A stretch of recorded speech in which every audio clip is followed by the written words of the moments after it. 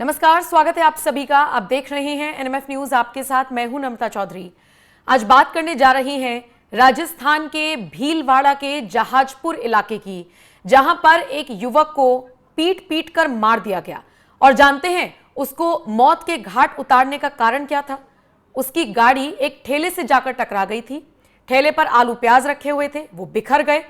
और जो ठेले का मालिक था वो मुस्लिम समुदाय से ताल्लुक रखता था। और उसके बाद उसने पूरी भीड़ को इकट्ठा कर लिया और उसके बाद इस कार सवार को इतना पीटा, सोचिए वो इतनी बुरी तरीके से घायल हो गया था कि उसे तत्काल अस्पताल ले जाया जाना चाहिए था, लेकिन अस्पताल लेकर ना जाया जा सके, इसके लिए इस भीड़ ने गाड़ी के वायर तक काट दिए। ये मामला राजस्थान के भीलवाड़ा से सामने आया तो सिर्फ इसकी चर्चा राजस्थान में नहीं हुई, इस मॉब लिंचिंग की घटना की चर्चा पूरे देश में हो रही है। आज इस पूरे विवाद को समझने की कोशिश करेंगे। पंकज जी मेरे साथ जुड़े हुए हैं। पंकज जी, 4 जुलाई का ये पूरा मामला बताया जा रहा है जहां पर ये मॉब लिंचिंग की घटना सामने आई है। जरा विस्तार से बताइए पूरा विवाद कैसे शुरू हुआ और अब तक इसमें क्या कार्रवाई हुई है?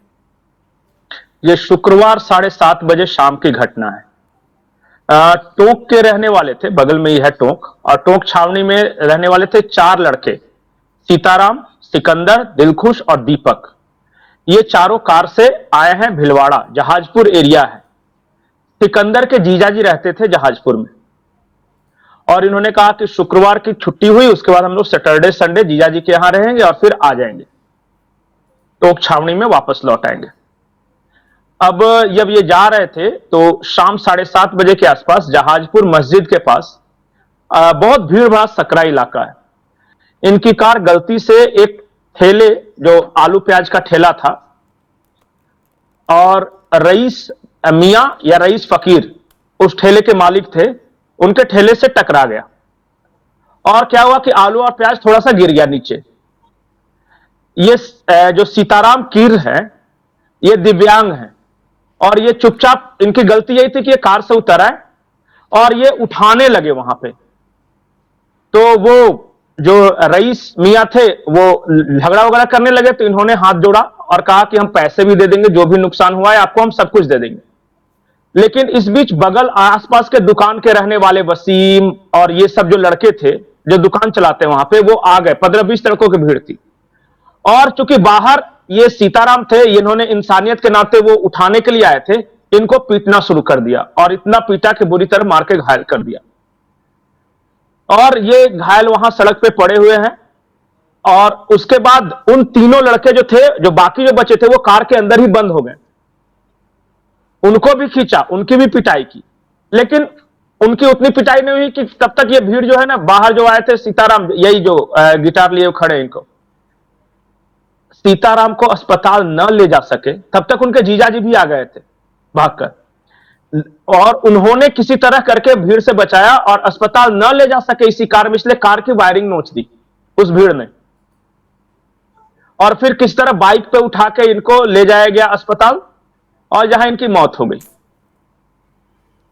ये शुक्रवार के शाम की घटना है। पुलिस ने इतना तमाम सीसीटीवी फुटेज होने के बावजूद सिर्फ 2 लोगों को अभी तक गिरफ्तार किया है। नहीं, अभी तक की अपडेट है कि 16 नामजद और 20 अज्ञात लोगों के खिलाफ केस दर्ज हुआ है और पकड़े कितने गए? केस अब दर्ज हो गया अपने। हाँ, 2। जो पुलिस का जो बयान था मैं वो सुन रहा था थोड़ी देर पहले, उन्होंने 2 को पकड़ने की बात कही है।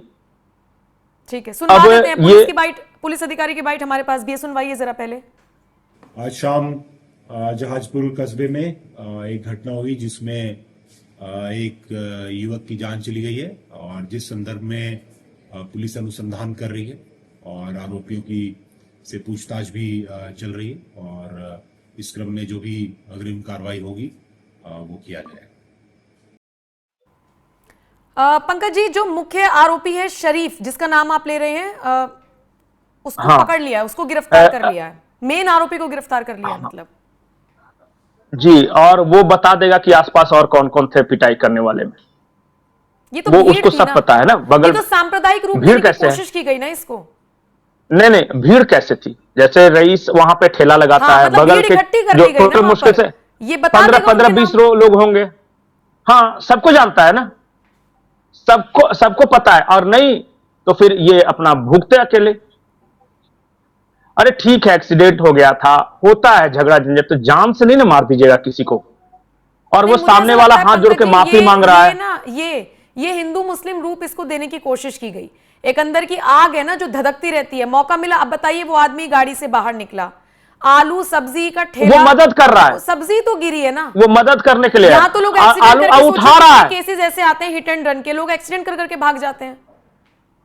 बिल्कुल, इसकी इंसानियत जो है ना भारी पड़ गई। और ये आदमी थोड़ा सा म्यूजिशियन टाइप का आदमी था, कलाकार हृदय था, और ये हाथ जोड़ के माफी मांग रहा है, कह रहा है कि जितने पैसे हुए मैं दे दूंगा, आपका कोई नुकसान नहीं होने दूंगा, गलती हमारी है। लेकिन वो पता है ना, अंदर की आग जिसमें आपने बताया ना, अंदर की आग, वहां तो कुछ और चल रहा होता है दिमाग के सॉफ्टवेयर में।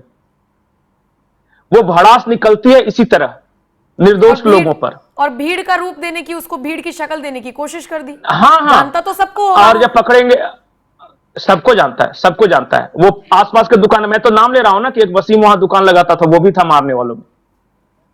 और सबसे बड़ी बात, जब ये गए वहां पे तो ये 3 युवकों को थाने ले आई पुलिस और 1.5 घंटे तक इन्हें बिठाए रखा। स्थानीय पुलिस की देखिए, और कहा कि तुम्हारी वजह से सांप्रदायिक माहौल बिगड़ रहा है शहर का। जो बाकी ये 3 जो लड़के थे इनके साथ, वो दीपक, दिलखुश, सिकंदर, इन तीनों को पुलिस पे भी आरोप है। उसके बाद भीड़ बढ़ी, हॉस्पिटल में हंगामा किया और पोस्टमार्टम के लिए राजी नहीं हुए। तब गोपीचंद मीणा है वहां पे, विधायक है स्थानीय जहाजपुर के, वो आए और फिर पुलिस आई। गोपीचंद मीणा ने समझौता कराया और अंत में ये जो राजी हुए हैं 22 लाख रुपए और संविदा पर एक नौकरी, इस पे ये राजी हुए हैं। तब अभी पोस्टमार्टम के लिए गया है थोड़ी देर पहले। ये केवट समाज के लोग हैं, मतलब जिनके साथ ये हादसा हुआ है वो केवट समाज के हैं। लेकिन देखिए, जी, एक छोटे से मुद्दे को किस तरीके का रंग ढंग देने की कोशिश की गई।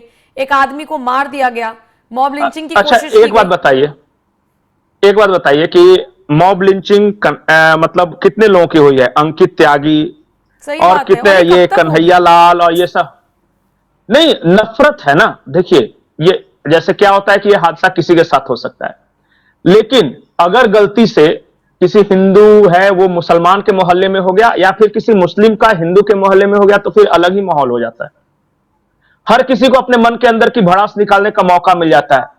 और मोहल्ले के शरीफ लोग होते हैं ना हर मोहल्ले में, तेरे जाने दो, गलती हो गई, बेचारा मुआवजा दे रहा है, पैसे दे रहा है ना, क्यों ये करना। उन शरीफ लोगों की कमी हो गई है और वो अपने अपने घरों में दुबक गए हैं नफरती लोगों को देखकर। यह समस्या आ रही है हर जगह।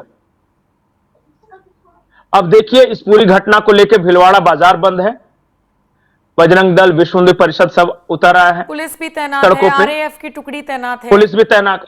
बस यही है, यही इस देश का सबसे बड़ा दुर्भाग्य है कि जिस चीज को टाला जा सकता था उसे बढ़ाया गया है। और जो जान से गया उसकी जान की कीमत भी लगा दी गई है।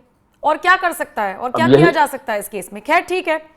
कुल मिलाकर पुलिस ने घटना का सीसीटीवी फुटेज जो जारी किया है उसके आधार पर गिरफ्तारियां भी हो रही हैं, नामजद भी एफआईआर दर्ज हुई है। लेकिन देखिए, विवाद कितना बड़ा था, नहीं, एक बात मैं और बोलूंगा, अंदाजा लगाइए। हाँ, एक बात मैं और बोलूंगा, जब भी इस तरह की घटनाएं होती है ना, तो पुलिस का जोर अपराधियों को पकड़ने से ज्यादा शहर का माहौल शांत करने में लगा रहता है कि अरे आप कुछ ये मत बोलिए, आप ये मत बोलिए, नहीं तो स्थिति खराब हो जाएगी, आप ये मत बोलिए, शांति भंग हो जाएगी। अरे मोमेंट उन अपराधियों को पकड़कर ऐसी सख्त से सख्त सजा दो कि बाकी तो अपने आप कंट्रोल हो जाएगा। ये किस बात का खौफ है कि ये हो जाएगा तो वो हो जाएगा? पुलिस ऐसी बात से डरती है कि कहीं दंगा ना हो जाए।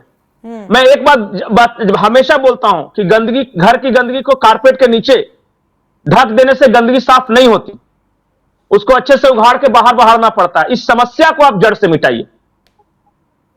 कौन है वो लोग? अगर पकड़कर इनको मारते हुए अगर ले जाता और पूरे मोहल्ले में घुमाता ना, तो कल से सबको डरता। ठीक है, सही बात है। लेकिन अभी तो स्थिति है कि तुम उसका नाम मत लो, तुम उसका नाम मत लो, तुम उसका नाम मत लो।